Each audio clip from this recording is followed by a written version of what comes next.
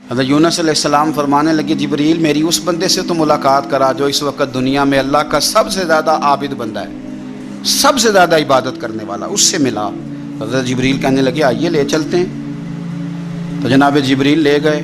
جب لے کے گئے تو اس بندے کے دونوں ہاتھ بھی کوئی نہیں تھے، دونوں پیر بھی نہیں تھے، اس کا وجود سارا تکلیف سے کٹا ہوا تھا اور اس کی آنکھیں بھی نہیں تھیں۔ تو حضرت یونس علیہ السلام فرمانے لگے اے جبریل امین علیہ السلام، میں نے تو کہا تھا عابد بندے کے پاس لے آئے، آپ بیمار کے پاس لے آئے۔ کہا یہ وہ بندہ ہے جس کو اللہ تعالیٰ نے سب سے زیادہ عبادت کرنے والوں میں لکھا ہے، ذرا آئیے اس سے بات کرتے ہیں۔ گفتگو شروع ہوئی تو حضرت جبریل کہنے لگے آپ کی آنکھوں کا کیا بنا؟ تو وہ کہنے لگا کیا بننا تھا، جب تک میرے رب نے چاہا میں دنیا دیکھوں اس نے دکھائی، اور جب اس نے کہا کہ اب تیرے لیے بہتر نہیں تو وہ آنکھیں لے گیا تو جے سونا ہی میرے دکھ وچ راضی تے میں سکھ نو چلے ڈاواں، وہ لے گیا۔ وہ جب تک اس نے چاہا میرے ہاتھ کام کریں تو کیے، جب اس نے چاہا نہیں ٹھیک تو وہ لے گیا۔ جب اس نے چاہا میرے پیر چلے تو پیر چلتے رہے، لیکن اب رب بھی چاہتا ہے نہ چلے، تو اگر وہ چاہتا ہے نہیں چلے تو ٹھیک ہے، ہم بھی چاہتے ہیں نہ ہی چلے۔ ختم ہو گئی بات۔ جس بات پہ رب راضی اس میں ہم بھی راضی۔ حضرت سیدنا یونس علیہ السلام فرماتے ہیں میں سمجھ گیا یہ واقعی اللہ کا سب سے زیادہ عبادت گزار ہوا، لیکن یہاں شکوے پریشانیاں ہی پریشانی، ذرا ذرا سی بات پہ تکلیفیں، وہ آنسو جو صرف مصطفیٰ کے لیے بہانے چاہیے، وہ ہم نے اپنی چھوٹی چھوٹی پریشانیوں کے لیے، رزق کے لیے، اس کے لیے، اس کے لیے ہم نے وہ بہا دی۔ زبان سے بندہ کیا کہہ رہا ہے؟ سبحان ربی الاعلی، مالک تو سب سے اعلیٰ ہے۔ اور اپنا رویہ اور عمل کیا ہے کہ اپنی ناک بھی خاک پہ رکھی ہے، پیشانی بھی خاک پہ رکھی ہے، اور باقی اعضاء بھی خاک پہ ہیں۔ تو گویا عملاً یہ بتا رہا ہے مالک مجھ سے نیچا کوئی نہیں اور تجھ سے اونچا کوئی نہیں۔ اور اگر وہ نماز کی روح سے آشنا ہو جائے تو سجدے سے سر اٹھانے سے قبل اللہ سارے اس کے بوجھ اتار دے، اس کے من میں روشنیاں کر دے۔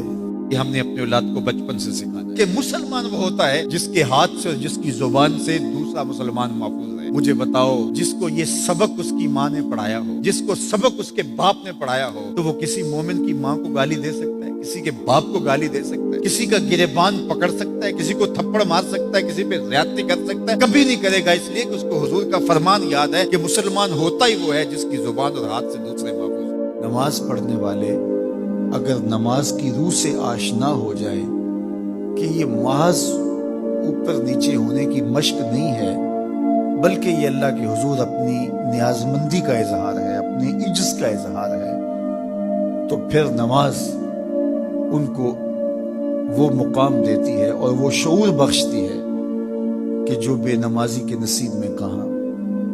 انسان کے اشرف اعضاء اس کے سر میں ہیں، بولنے کی قوت زبان سر میں، دیکھنے کی قوت آنکھیں سر میں، سننے کی قوت کان سر میں، سوچنے کی قوت دماغ سر میں، سونگھنے کی قوت ناک سر میں، اور یہ سر مالک کے در پہ ہے۔ اور زبان سے بندہ کیا کہہ رہا ہے؟ سبحان ربی الاعلی، مالک تو سب سے اعلیٰ ہے۔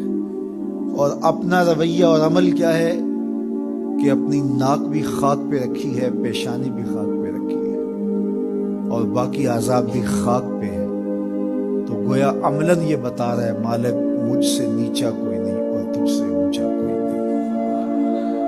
اور اگر وہ نماز کی روح سے آشنا ہو جائے تو سجدے سے سر اٹھانے سے قبل اللہ سارے اس کے بوجھ اتار دے، اس کے من میں روشنیاں کر دے۔ تو نماز بندگی کا شعور دیتی ہے، من میں چراغاں کرتی ہے۔ اللہ کے حضور جھکنے سے بندہ ایسا بندہ کامل بن جاتا ہے کہ پھر وہ کسی اور کے آگے نہیں جھکتا۔ تو اپنی اولاد کو نماز کی محبت دو، نماز کی ترغیب دو، نماز کی عادت دو اور نماز کا حکم دو، اور ان کی عادت راسخ ہو جائے، طبیعت میں پختگی کے ساتھ نماز کو اختیار کرنا ان کی طبع میں جم جائے۔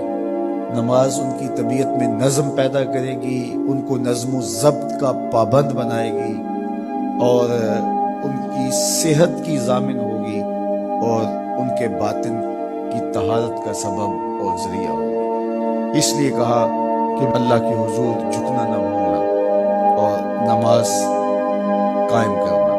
نماز کا تعلق اپنے آپ سے ہے کہ وہ اپنے آپ کو سنوارتا ہے، تقرب اللہ کے لیے اس کی اپنی عملی کوشش ہے، بندے اور خدا کا ایک ربط ہے نماز۔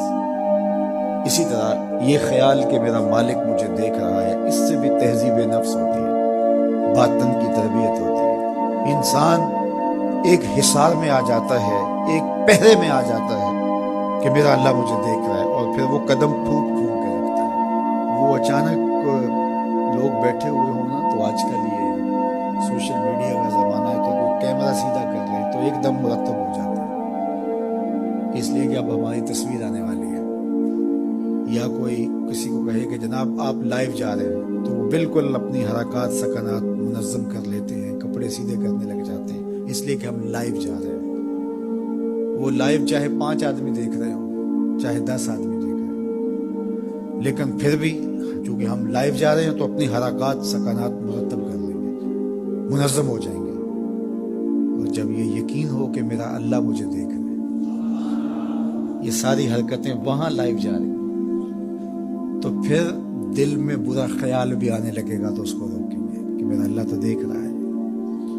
پھر بولی بھی مرتب ہو جائے گی، پھر رویے بھی مرتب ہو جائیں گے، طرز معاشرت بھی منظم ہو جائے گا، آنکھیں بھی نہیں بھٹکیں گی، خیال بھی نہیں بہکیں گے، سوچیں بھی آوارہ نہیں ہوں گی، چاہے آپ بند کمرے میں کیوں نہ ہوں، پھر بھی منظم رہیں گے، اس لیے کہ میرا اللہ مجھے دیکھ رہا ہے۔ تو یہ یقین زندگی کو منظم کرتا ہے۔ تو اس کا تعلق بھی انسان کی ذات سے تھا۔